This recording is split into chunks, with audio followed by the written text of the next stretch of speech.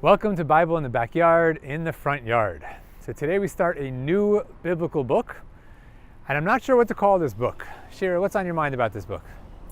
So I wanted to talk a little bit about the name of this book, Dvarim, Deuteronomy.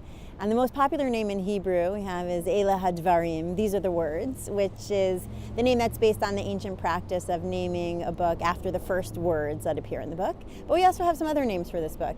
In rabbinic literature, it's most commonly referred to as Mishnah Torah, kind of repetition of the Torah or repetition of words. And in Sefer Yoshua, in the book of Joshua, we have a reference to this book, we think, as a Torah Moshe. This is the Torah of Moshe, of Moses. So what do you have to say about the different names and what that reflects about the content and the topic of this new book that we find ourselves in? Well, as you say, there's different ways that you can imagine naming a book. So exactly as you said, a lot of ancient texts are named just by the first word or the first phrase or the first keyword of a text. And that's true in Akkadian literature, the text that we call Enuma Elish, which just means when on high. It's the creation story, but those are the first two words of the text. So they labeled it that way.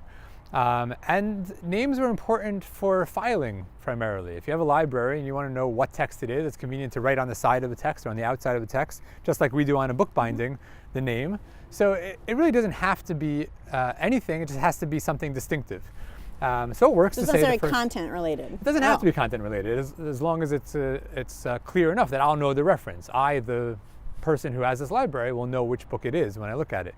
Right, so it doesn't have to be content related. But as you said, Chazal, the rabbis, do name books more based on their content than on their just openings.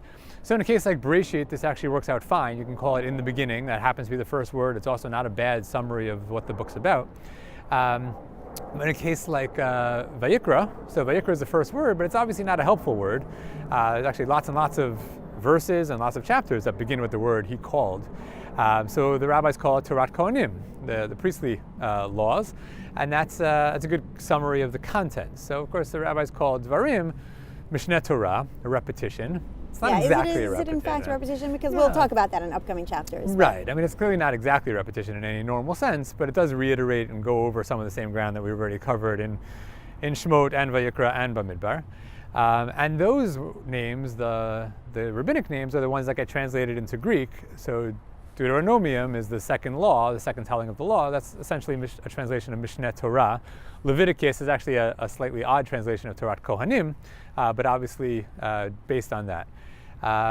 Calling it Torah Moshe is interesting. It's, of course, as we'll talk a lot about, it's the speech of Moshe. So this is the one book that could actually be attributed to Moshe as the author, and that's something that Nachmanides talks about here, that this is a book that Moshe authored, not just transcribed. Got it. So we'll talk about that in the coming chapters as we start his first speech. Excellent. Thank you. Sure.